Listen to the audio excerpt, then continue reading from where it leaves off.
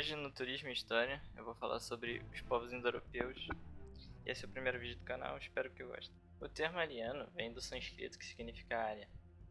É uma língua do norte da Índia, por isso se especula que os indo-europeus tenham migrado para aquela região do norte da Índia e provavelmente eles que criaram o sistema de castas lá. Porque, como esse termo significa nobre, os povos locais que foram subjugados por eles provavelmente associavam eles a reis ou donos de terra, coisas assim. Isso pode ser observado na Índia até hoje. Se você olhar o sistema de casta deles, você vê que quem geralmente está mais no topo ou é melhor visto pela sociedade são pessoas com pele mais clara. Mesmo após a abolição do sistema de castas na Índia, que foi a partir da independência deles, da Inglaterra, eles fizeram uma nova constituição e eles aboliram o sistema de castas, mas isso ainda ficou muito presente na cultura indiana. Os povos indo-europeus eles surgiram naquela região da atual Ucrânia e atual Rússia, apesar que tem outras vertentes que dizem que pode ser que eles tenham surgido na Polônia e na Alemanha, mas a vertente mais aceita é que eles surgiram nessa região mesmo que eu tô falando. Por volta lá da época do Mesolítico surgiram os primeiros indícios deles, segundo os arqueólogos. E a cultura e religião, entre outras coisas, provavelmente surgiu 4.000 anos antes de Cristo, no Neolítico. O nome desse primeiro povo indo-europeu que surgiu era Yamnaya. Eles deram origem ao europeu moderno e alguns outros povos da antiguidade, como da região da atual Turquia, Irã, Iraque e norte da Índia. A imigração deles para a Europa se divide em 3 grandes grupos, que o primeiro, apesar dos indícios deles serem mais recentes, provavelmente esse primeiro grupo migrou para a Europa na Idade da Pedra. Esse grupo acabou se distinguindo dos outros grupos europeus que migraram depois, porque ele foi o primeiro e ele ficou muito tempo isolado. E eles ficaram resistindo à última era do sul da Europa. Eles também foram provavelmente o primeiro grupo humano a domesticar os lobos. Esse grupo era basicamente caçador-coletor, eles usavam ferramentas de pedra, trabalho com madeira, umas coisas bem simples assim, usavam roupas feitas de pele de animais. A segunda onda dos povos que migraram para a Europa seriam dos primeiros agricultores. Eles se dividiram em 2 partes, uma que migrou para o Oriente Médio e outra que migrou direto para a Europa. Mas posteriormente esse grupo também pode ter ido para a Europa e vice-versa. Um povo que a gente pode usar como exemplo de como se parecia o pessoal naquela época é o povo lá da Sardenha, que é uma ilha que pertence à Itália hoje em dia. E porque eles se misturaram com poucos povos, eles permaneceram bem isolados lá, e eles ainda mantêm características que provavelmente são muito parecidas com os povos originais que migraram para lá. Essa terceira onda que foi para a Europa, eles já foram mais tardios, já foi na Idade do Bronze.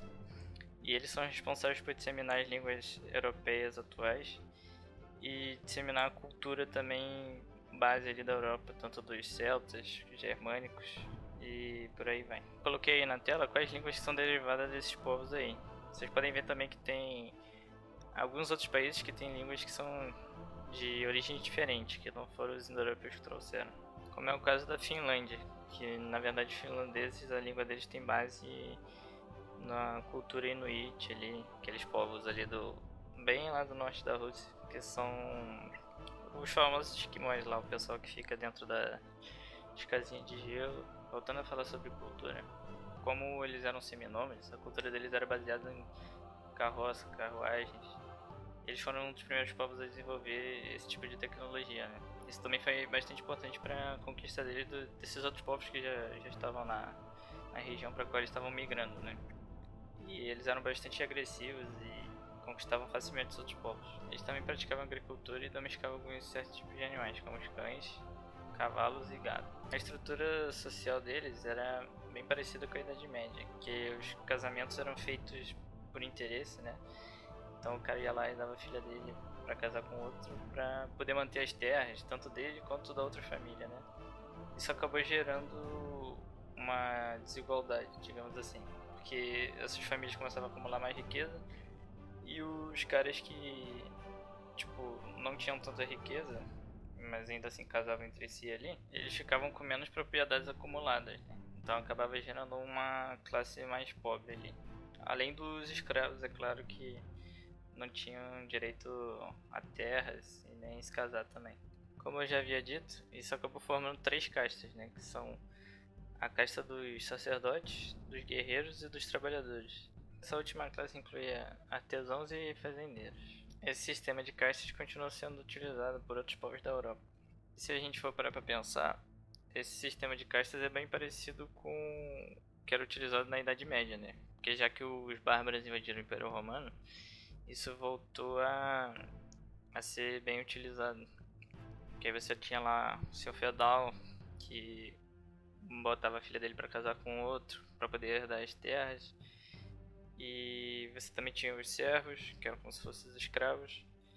Então era um sistema bem parecido, né? E aí isso acaba diferenciando um pouco do sistema romano, né? Que ele tomou outro rumo, que é basicamente um pouco mais parecido com o que a gente tinha hoje, né? Que você tinha a república. Então os senadores eles votavam nas coisas. E depois posteriormente com os imperadores, né? Que é um sistema mais parecido com o que você tinha já no Oriente Médio já há algum tempo. Que aí o cara tipo, mandava em tudo e o sistema da sociedade era um pouco diferente, né? Você tinha lá os trabalhadores também, mas você tinha os caras que tinham os cargos políticos e sacerdotes. Era uma sociedade mais complexa, né? Não que na Idade Média já não fosse também, mas eu acho que a complexidade do Império Romano era bem maior, assim, nessa questão da sociedade. Vou falar um pouco sobre a religião. Eles tinham alguns principais deuses, que era um pai celestial, um pai do céu, alguma coisa assim.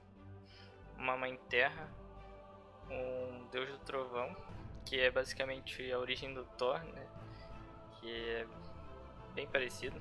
E você também vê esses elementos da religião indo-europeia em outros povos também, porque você vê lá na Índia, eles também tem tipo uma representação como se fosse parecido com Thor. E também tinha a deusa do amanhecer. Também usavam o simbolismo da roda, das carruagens, dos cavalos, porque eram coisas que eles viam no dia a dia, né? Então eles costumavam representar isso.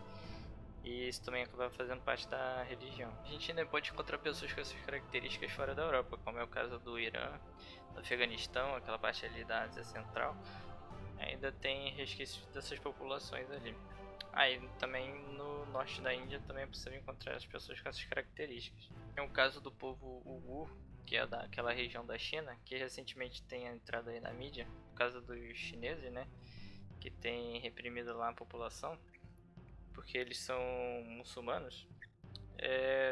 Você ainda pode encontrar pessoas lá com características europeias ali. Anteriormente, a Europa também passou a ser conquistada por outros povos, como é o caso do Império Aquemenida, os hunos, otomanos, mongóis e entre outros. Então, basicamente, o sucesso desses povos indo-europeus foi a tecnologia de carruagem que eles usaram para invadir esses outros povos, inclusive na Ásia, chegaram até a China e o Oriente Médio, Europa e por aí vai. Quando a gente olha para os povos antigos, a gente percebe que a forma com que eles estruturavam a sociedade deles e as tecnologias eram muito importantes e era basicamente o que dava o sucesso para eles, né? Para construírem aquelas grandes cidades e invadirem outros povos. E geralmente os outros povos que eram subjugados ou era porque tinham menos população, menos exército, ou era pelo caso da tecnologia. Se os caras tivessem uma tecnologia superior, provavelmente eles iam perder, né? Isso basicamente só muda depois com táticas militares, ali com os gregos, com os romanos, entre outros povos também usavam táticas militares, mas lá no início assim era bem provável que eles quase não usavam tática nenhuma, era meio que vai na porrada mesmo e quem ganhar ganhou. Aí resumindo, o impacto que os povos indo-europeus tiveram na Europa foi que eles trouxeram novas tecnologias, disseminaram praticamente todas as línguas que hoje são faladas na Europa. Também deixaram sua marca na cultura e na genética dos povos que hoje vivem lá. Então é basicamente isso, pessoal. Espero que vocês tenham gostado aí. Até um próximo vídeo. Falou!